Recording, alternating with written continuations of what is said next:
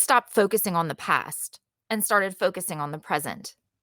What if I stopped anxiously worrying about the what ifs of the future and instead enjoyed the what is of the present? What if I was instead grateful for the possibility of a future? As a career academic, I've spent 39 of my 46 falls with the back to school mindset. I exist on an academic year, not a calendar year. Fall is my New Year's. New calendar, new supplies, new schedule, new hopes, new plans, new goals, new me. It's a fresh start, a time to look for new projects and new opportunities. Don't get me wrong, I love summer. I take summers off, like completely off. By the time I get through May with my end of semester and end of classes, and then I somehow survive what all moms understand as May with 3 children, final projects, exams, parties, banquets, and award ceremonies on a seemingly endless loop, I'm done. I need a reset. So I enjoy every speck of summer, every ray of sunshine. But by the time August arrives, I can feel the shift. I'm ready. It's time for that fresh start and the new opportunities that await. We don't just experience seasons in the year. At the turn of the season like this, we are reminded that we also experience seasons in our lives. As our children become teenagers, as they move through middle school, enter high school, as they move through high school and see college and careers on the horizon, they're in an active season of their lives. And so are we, the moms who got them here, the moms who support them every day, the moms who are entering a new season of their own lives. What if we greeted our new season just as expectantly and excitedly as our children are greeting this season in their lives? What if we stopped focusing on the past and started focusing on the present? Stopped anxiously worrying about the what ifs of the future and instead enjoyed the what is of the present? If we were instead grateful for the mere possibility of a future? If we reframe the narrative to, I welcome this new season of my life? These are the questions that I've been reflecting about all summer, and I know I'm not the only one.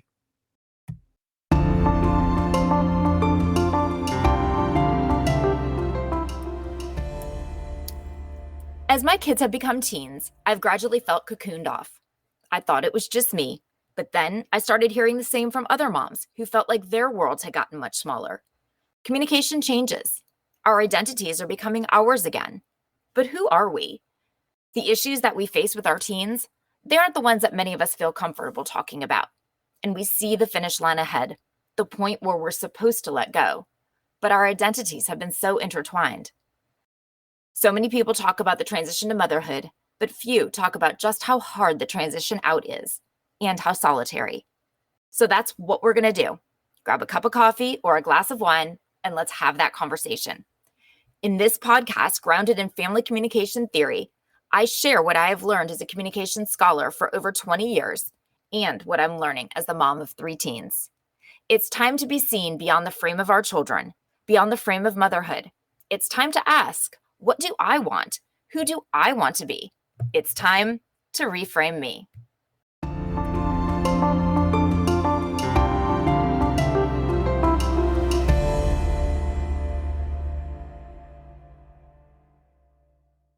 Hey guys, it's Jen. On today's episode, we're talking about a season of change because it's officially fall now. And we've finally transitioned from the heat and humidity of summer. And now we are in the season of back to school and football and all things pumpkin spice. And I live in the South, and it's the first time I'm getting to wear a sweater. And it's fabulous. And I love fall, and I love this time of transition to fall. And so it makes me look at and reflect on that. I feel like I'm changing the season of my life a bit too. My oldest just started his junior year, and he's driving now. He has a car and he's driving around town on his own now. And my middle is a freshman this year in high school. And then my youngest, she just started 8th grade and she's turning 13 next month. And I feel like if I look at them today versus looking at them just a couple of years ago, they are literally different people. Everything about them is different. They look different, they act different, they talk different, they have different interests. Everything about them is different. And because of that, our summer was a very different summer than the summers that we've had in the past. As an academic, I've been on this 9-month academic calendar schedule for my whole life. And, summers are my time off. And so I always have enjoyed the summers that my kids and I would kind of cocoon off, just us. And, it would be these days that were spent, lazy and doing fun things all the time. And this summer was very different. The boys had football practice every day since the first day of summer. So there were no more lazy summer mornings. There were no more late nights by the pool. Everyone was tired during the day. And they were all about their friends now. They wanted to go be with their friends. They wanted their friends over. If they weren't with their friends, they were on FaceTime with their friends. It was like living, and I'm sure a number of you can relate to this with teenagers. It was like living on a reality show because someone is always on FaceTime. And I feel like every word that I say, someone is hearing somewhere. And I'm walking through a camera at all points in time. It's like I am living on a reality show. I feel like an Uber, because everyone wanted to go somewhere different all the time. And I'm driving here and I'm driving there and I'm picking someone up and I'm dropping someone off and we're going to practice, we're going to meet friends. And if they aren't being driven by me, they're being driven by someone else, like a random 16-year-old who just got their license. And that's horrifying, to send your precious baby off with somebody who you don't know how their driving is. You don't trust their driving. And so it's a really, really different kind of situation. I feel like I spent a good amount of time in my summer on Life 360, just kind of watching the little pictures, driving around town, seeing where everybody is, making sure that everybody's staying in the building that I dropped them off in, trying to see where they're at in the building, to see how accurate the little app is. And to get all 5 of us in the house at the same time was remarkable. It was just hard to ever even do that. And so it was a really, really different summer. And to be honest, I would catch myself feeling really nostalgic and actually kind of sad, missing the old days, missing those summers of the past. We live at the beach, and those beach days where we would be in the water and I wouldn't let them go more than an arm's distance away from me. They'd be dressed in their little matching swimsuits that I could count them, as opposed to trying to mentally take the time to process who was who. I remember the one summer when there were all the shark attacks and we would be in the water and I would make them be inside. We would surround ourselves with like a little U shape of other people. And I'd tell them that way, if the sharks came, they'd get to those people before they would get to us. We'd play in tidal pools and, we'd go to the pool. If we weren't at the beach, we were at the pool, and we would have our same little matching outfits that, again, I could count. They'd have their little speech that I would give them as we got there. The pool is very fun, but it's also very dangerous. So turn on your listening ears and no running, and jump with your feet first, and make sure that you have your swimming buddy. Who's your swimming buddy? And the boys would have each other as their swimming buddy, and my daughter and I would be swimming buddies. We'd meet our friends at the pool. We'd have cocktails by the poolside that would get earlier and earlier as we moved later in the summer. And so, it was really, really a good time when they were younger. And I look at that and it's like, I don't want to be sad mom. I don't want to be nostalgic mom who's sitting looking back at the old days thinking how wonderful the old days were. I don't want to be that mom. I see that mom on Facebook and I don't want to be her. I don't want to be sharing the old memories, and I don't want to be posting things about how I wish, we could go back, and I don't want to be sad mom. But I also don't want to be anxious mom. And I don't want to be the mom who's worrying about the future and who's anxious about the future.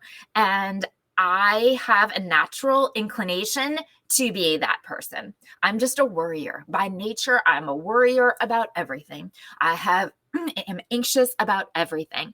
And so my default is anxious mom. And I don't want to be her either. So my default's anxious mom, I've been sad mom, and I don't want to be either of those things.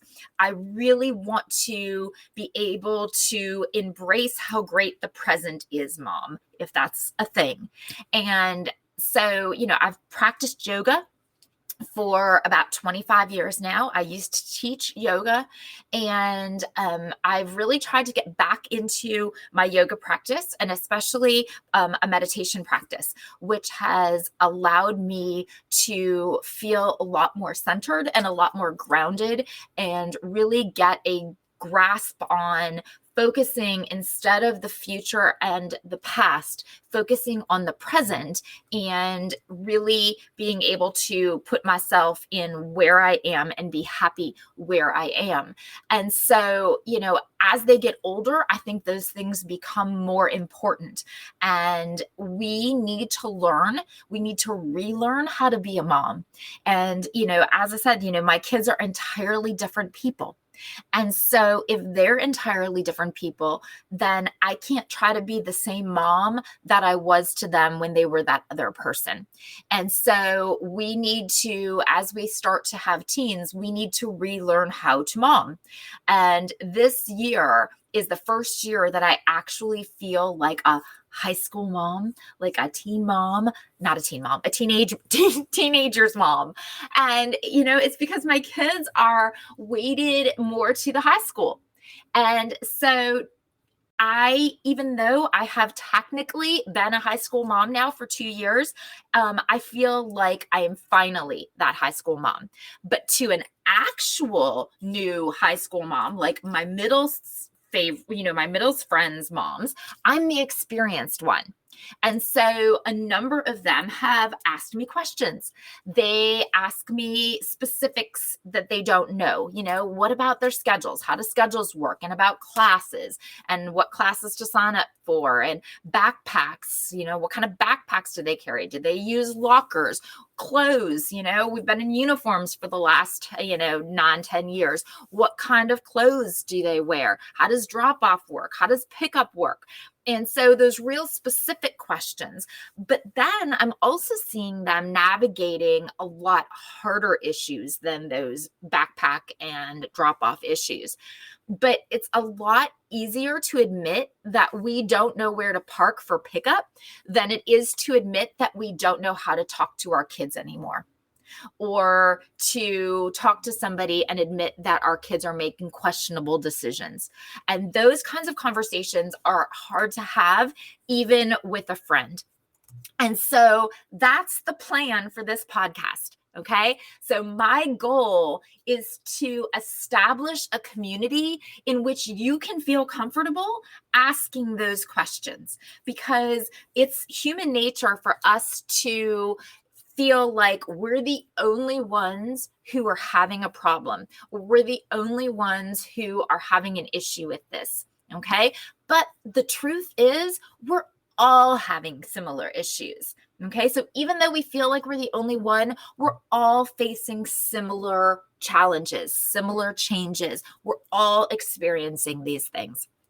20 years ago exactly, actually, this fall, I started my PhD program in communication studies. One of the first classes that I took was taught by a wonderful professor who studied family communication.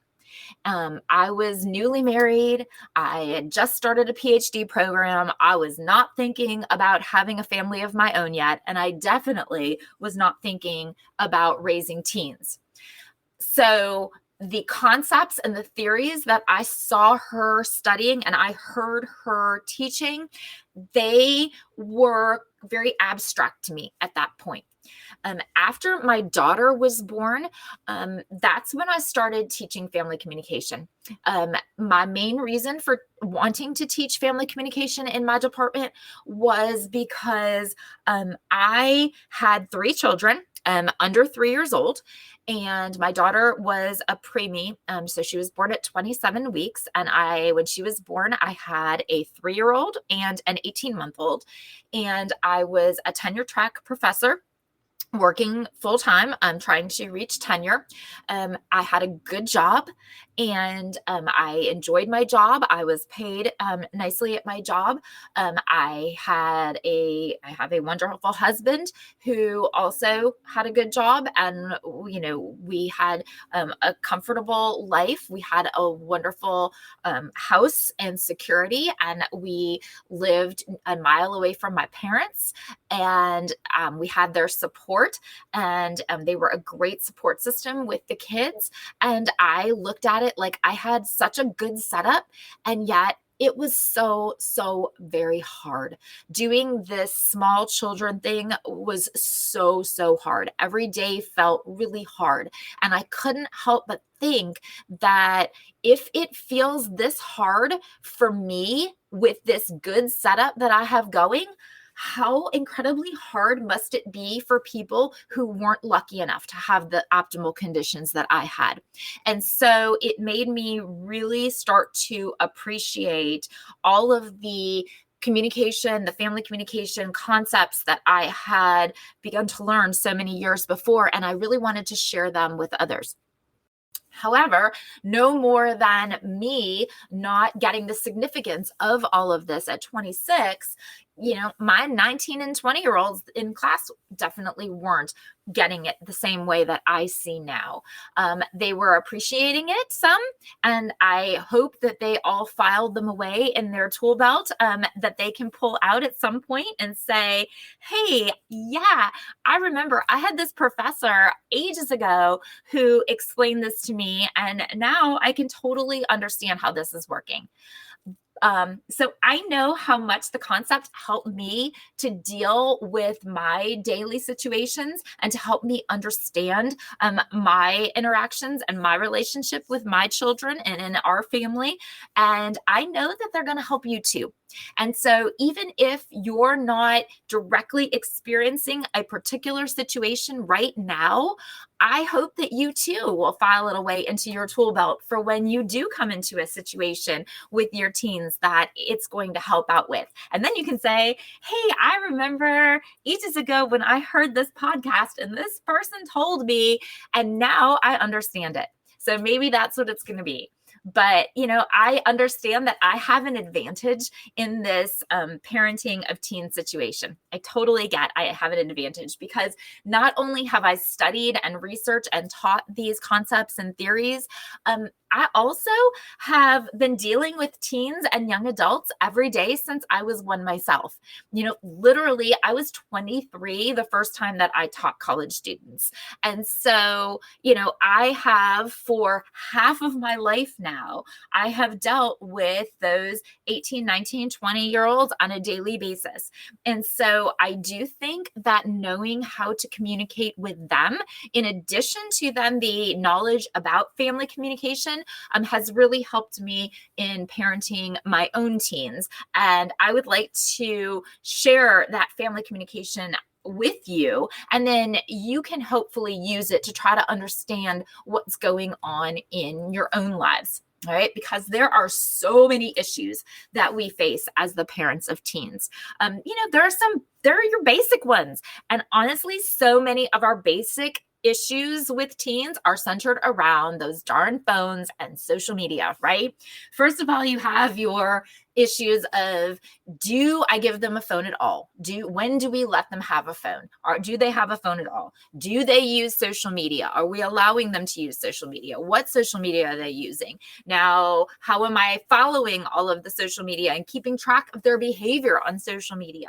Am I going through their phones and reading their texts? At what point do I stop doing that? What kind of privacy do I have to give them on their phones? Do you let them have your phones at night even?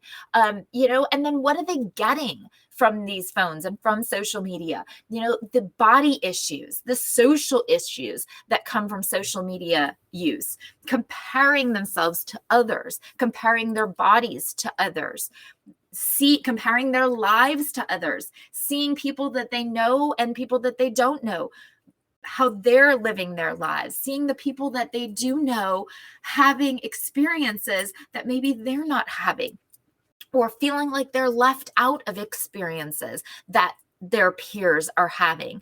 And, can think back about, we knew when we were in high school or junior high, we knew the things that we were being included in and the things that we weren't. We knew that there were friends who were probably having sleepovers or going places that we weren't invited to, or there were parties going on that we weren't at. We knew these things, but it's different to know them and to see them in your face on your phone.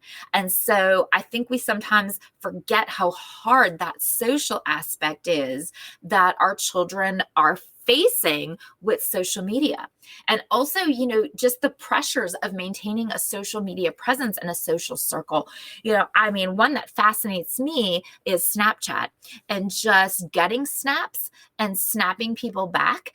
And I know that I really struggled to have a complete appreciation for Snapchat and for the pressure that it puts on our kids, and whether they snap someone back. Apparently, if you don't snap someone back within a certain amount of time, that's like really a social slight. And then, heaven forbid, you leave them on read. That is just the ultimate social destruction. And so, that is really a challenge that we have to try to understand as parents when it's not something that we personally experienced growing up. There's a lot of communication issues with our teenagers. Sometimes they just don't want to talk to us. All right. And they definitely don't want to share with us. And so we have to know when to pry and when to just leave it be. With a lot of situations, we have to know how to pick our battles, to see this friend time and family time and try to respect what they want, but then try to encourage them and sometimes force them to respect what we want.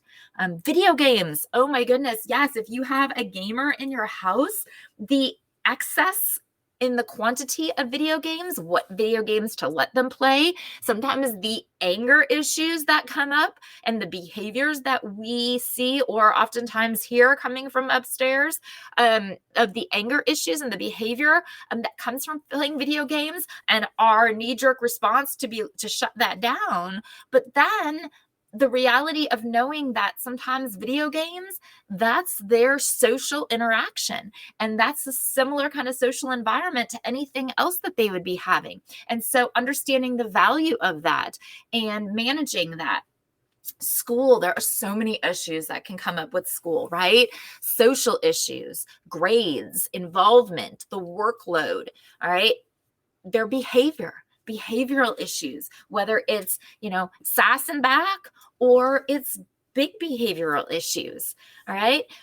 Relationships, helping them navigate relationships as they are trying to discover who they are and trying to learn how to have interpersonal relationships with others. Whether it's friendships, sometimes friendships falling apart, seeing their hearts broken and trying to navigate those situations, seeing them form new friendships with people, sometimes people that you don't know well, sometimes people they get very, very taken in with. And that can be good. Or what if they're a bad influence? Someone becomes a bad influence, a friendship, and managing that. Dating or not dating. Those are entirely different issues that families with teens can face. And the dating and the love, the young love and the romance department of it, and sex.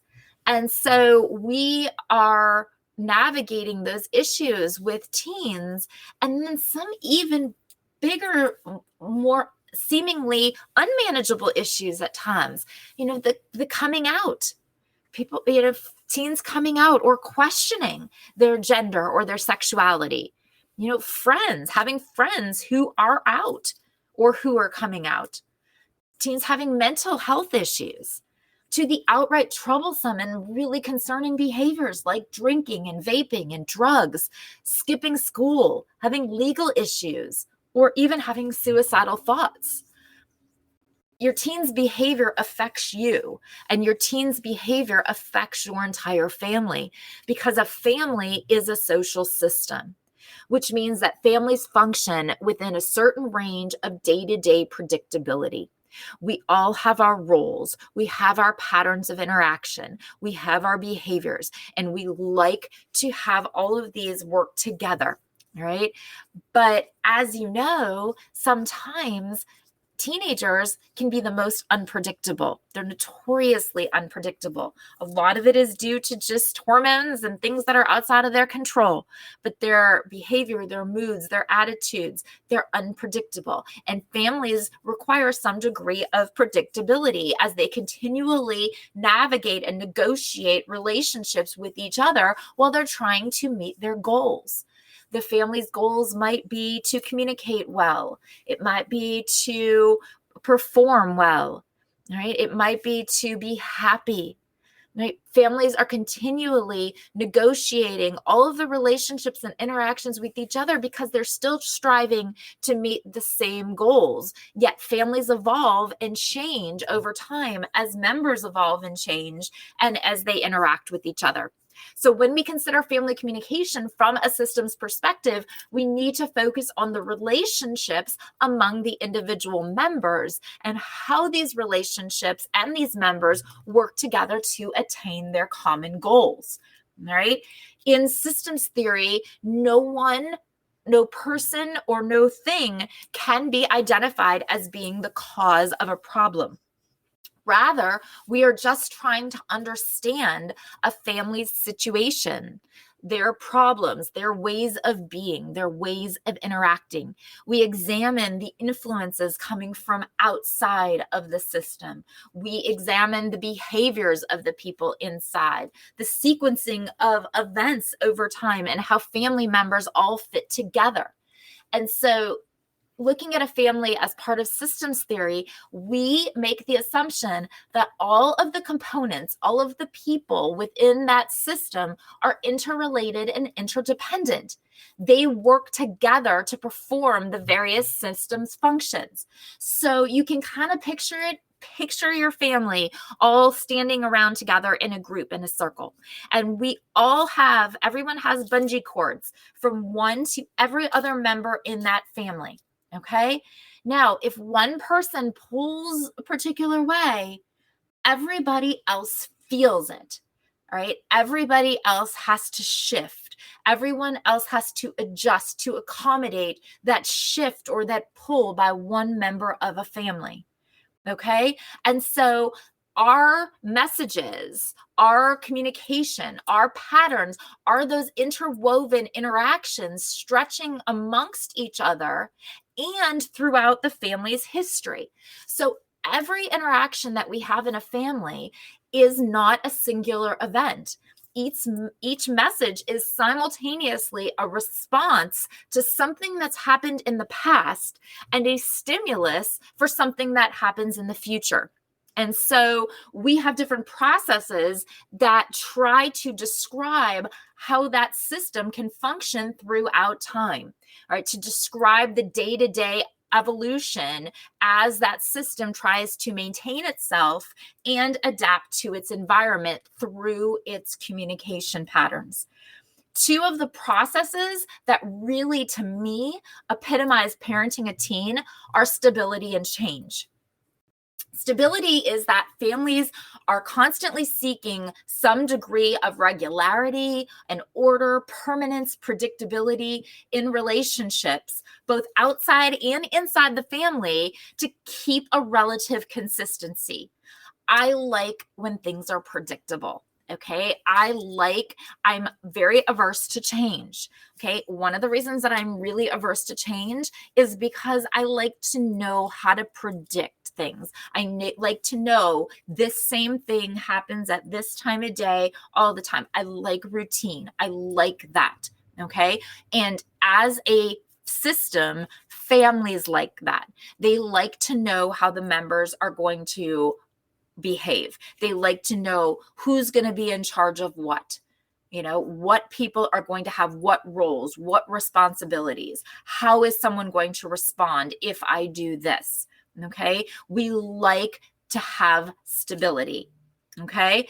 And we have feedback mechanisms built in, these rules that we have within a system that regulate and reinforce our family's patterns. Right? When you deviate from these patterns or you deviate from these rules, you get negative feedback from the other members of that family system. Okay. And so morphostasis is a family's tendency to seek stability and seek equilibrium, seek that consistency.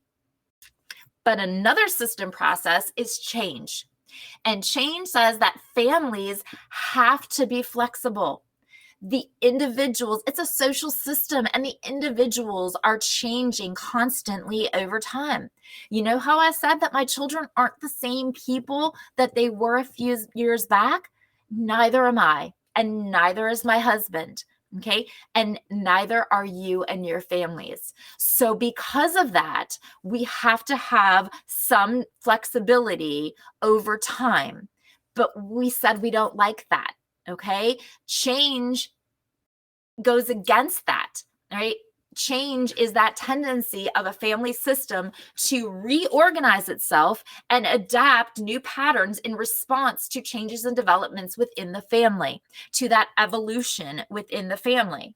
And so when one person in those bungee cords that I said, when one person makes a jerk or makes a movement or changes their positioning, everyone else has no option but to also change theirs. Okay. And so morphogenesis is a family's tendency to change as it evolves over time. Okay. That morphostasis is constantly battling that morphogenesis. It's a dialectic that families are continually navigating and negotiating this balance between stability and change. So it's what we call a relational dialectic, which describes the relationship between two seemingly opposing forces that are operating simultaneously within a family. Okay, so they might seem like they're polarities or they're paradoxes, they're contradictions. There's no way that we could want both. They're competing demands, but we do. And so we have to confront them as our family continues to interact. All right. And so sometimes there's a conflict between them because we're trying to meet two very different needs. Okay, so the stability change dialectic says that stability is providing the comfort that comes from the predictable and the familiar, and change allows the family to adapt to differing needs and to growth with their patterns of interaction as their family members grow and mature. At the root of so much of this is communication, knowing how to communicate with your teen. Some of that comes from knowing how other moms communicate with their teens. And if you're surrounding yourself with similar moms, with similar beliefs and parenting styles, you may inadvertently be creating an echo chamber of parenting, which may seem good because you're with others who have the same values and same beliefs as you do and same actions, but you may actually be shielding yourself from reality. Maybe you're uncomfortable talking to people you know about things, even if you have great friends around. Sometimes, especially with our teens, either you're uncomfortable sharing it, maybe things are embarrassing even to share, or maybe it just seems really too personal to share, or things seem like you're crossing a line because this isn't necessarily your story to tell. Maybe it's your teen's story to tell. And so to tell someone who you interact with and your friend, and maybe they have kids who are friends with your kids, and it becomes very complicated. Maybe you want an expert opinion. And I actually am an expert. I'm an expert in this. Or maybe you're just driving around serving as an Uber for the kids who are living their best lives and you want some company. And that's totally fine too. Reach out to me. Ask me your questions. Share your experiences and your issues. Talk to me. Talk to us as a community. Send me an email at jen@reframing-me.com. Hit me up on social, on Twitter. I'm at reframing_me. On Instagram, I'm at reframing_me. But until next time, remember to be present and enjoy today with the happiness and joy in your heart. Let that light shine on everyone around you. Whatever your reason for listening, I'm really glad you did, because it would be sad and kind of embarrassing if I did this and recorded this and no one heard it. So I'm super glad that you did. I hope you learned something. I hope you listen to my next episode. And I would love you to share some issues that you're having as a mom, as you're having with your teens, or as you're just trying to rediscover who you are as a woman instead of just as a mom. I mean, really, that's what I'm doing here, right? And I would love to share in your journey while you share in mine. Because remember when I asked you to think about focusing on having gratitude for the mere possibility of a future and welcoming the new season of our lives just as excitedly as we welcome fall, because we are finally wearing a sweater and we are finally not sweating. Although hot flashes, I guess I really am sweating, but we can talk about those things too. If we could love this new version of us as a mom of teens as much as we love pumpkin spice lattes with a side of candy corn, we would definitely be winning at this. Until next time.